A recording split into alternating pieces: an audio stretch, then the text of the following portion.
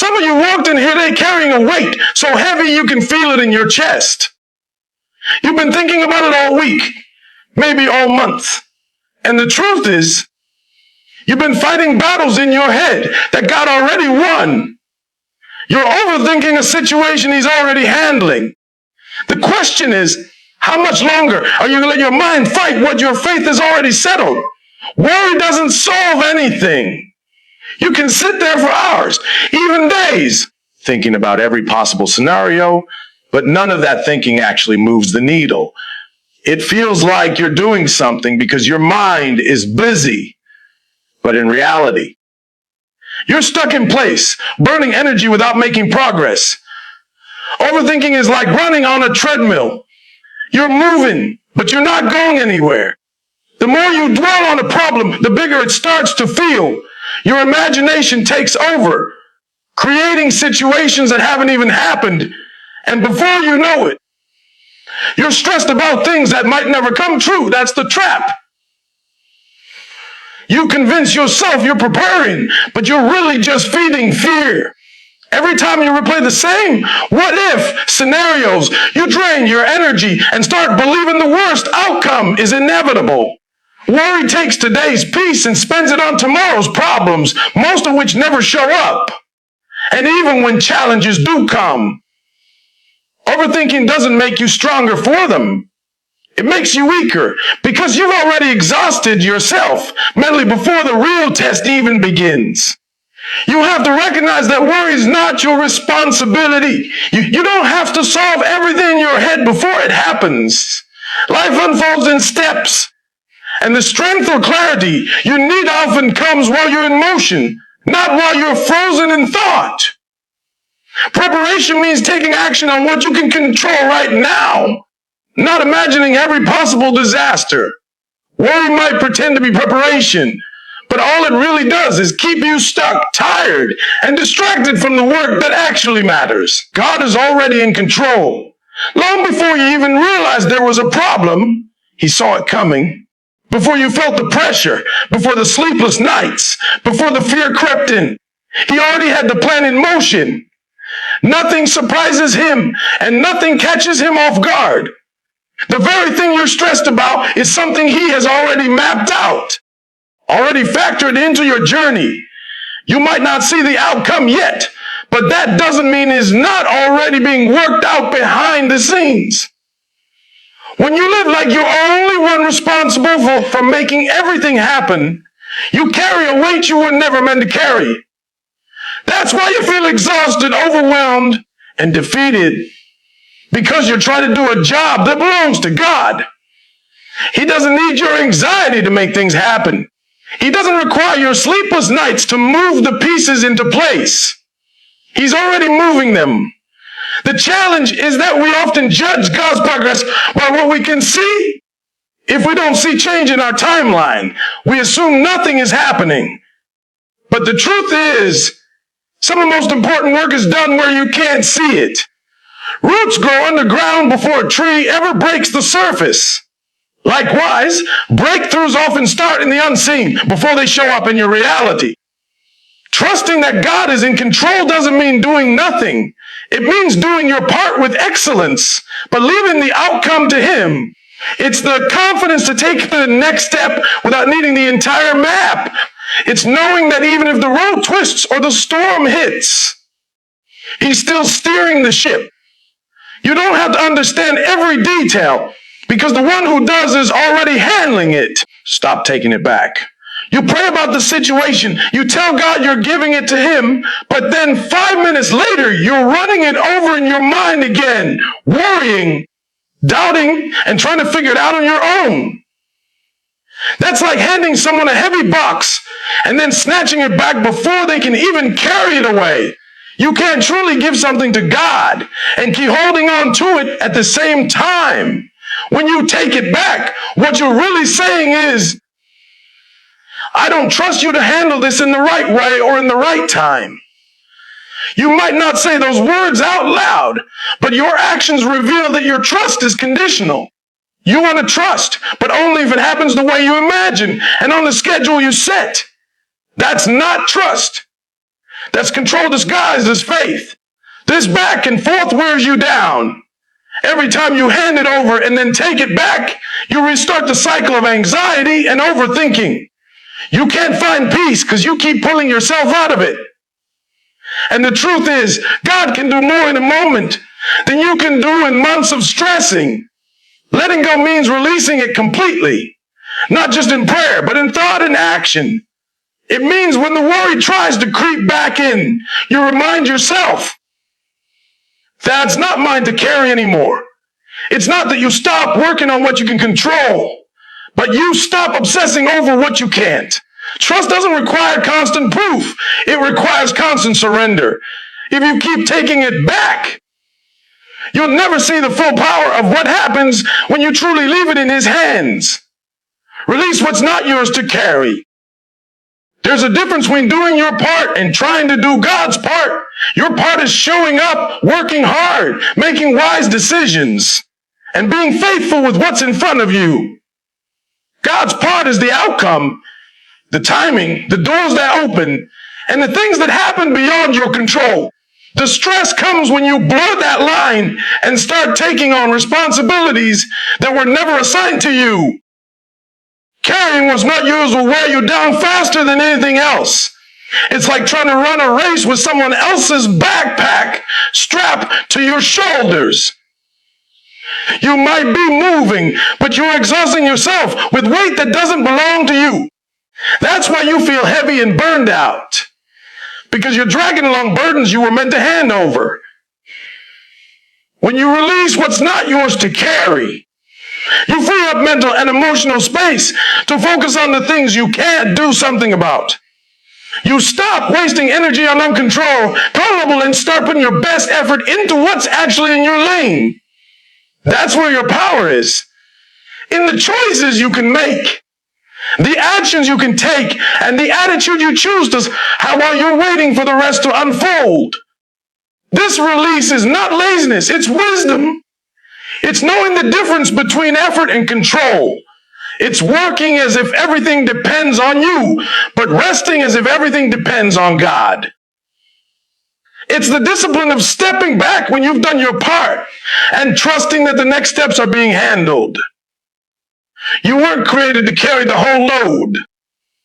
And the sooner you release what isn't yours, the lighter and freer you'll feel to walk the path set before you. Overthinking robs you.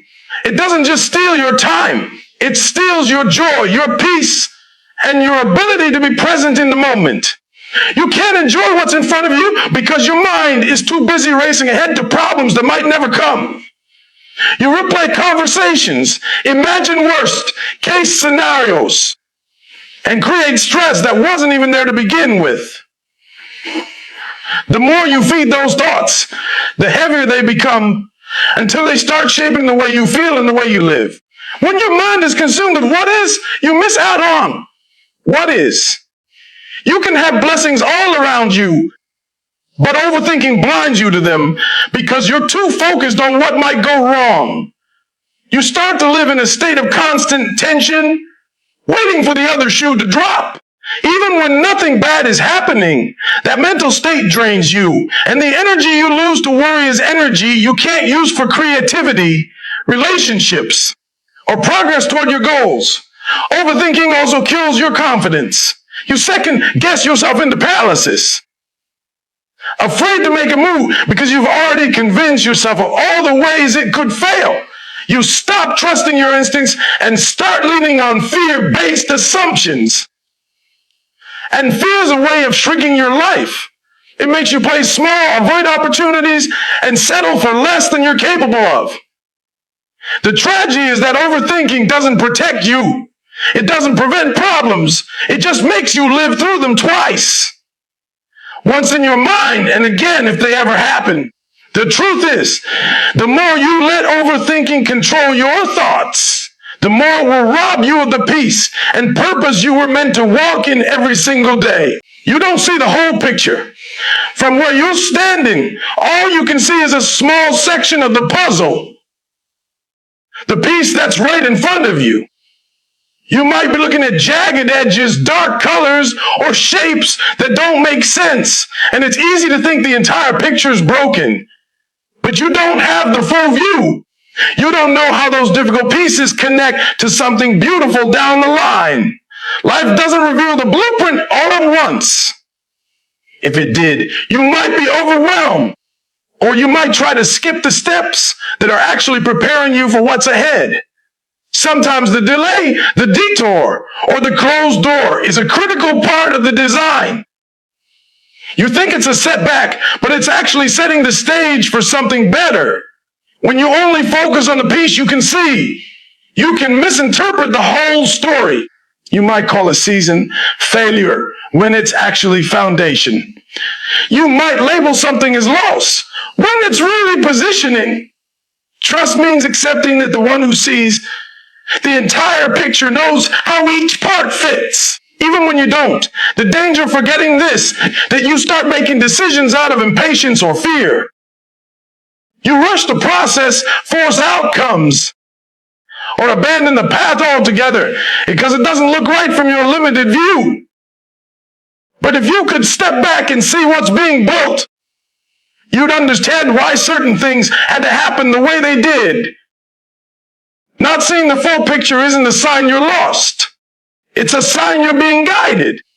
You may not understand every turn, but every turn has a purpose. Trust that your current piece is part of something greater that you simply can't see yet. Speak life, not fear. The words you speak shape the atmosphere you live in. If all you ever talk about how bad things are, how they're not working, how you'll probably fail, you're reinforcing the very outcome you don't want. Words carry weight. They plant seeds in your mind and in the minds of those around you. If you keep speaking defeat, you're giving it permission to take root and grow.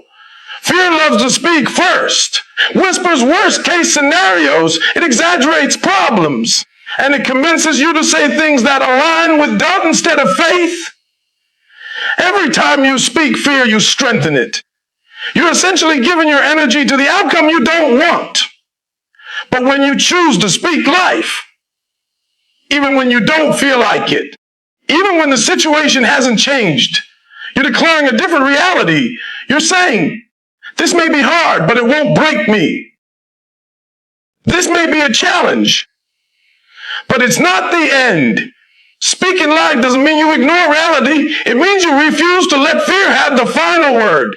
It's about redirecting your focus toward what's possible instead of obsessing over what's wrong.